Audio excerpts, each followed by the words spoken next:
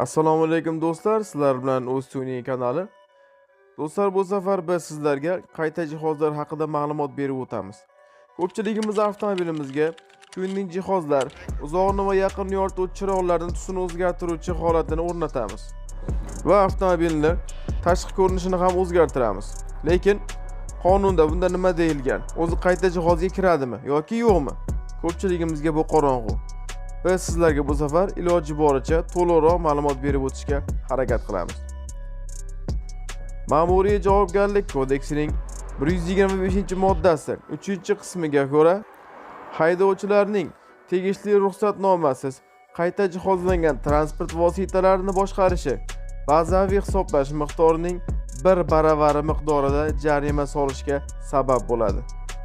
Agar haydovchi tomonidan yuqoridagi ma'muriy huquqbuzarlik sodir etilgandan Ma'muriy javobgarlik kodeksining 291-moddasi tartibida avtomobilni ushlab turish sababi bartaraf etilguniga qadar va ma'muriy huquqbuzarlik to'g'risidagi ish ko'rilguniga qadar transport vositalari ichki ishlar organlari tomonidan ushlab turilishi mumkin.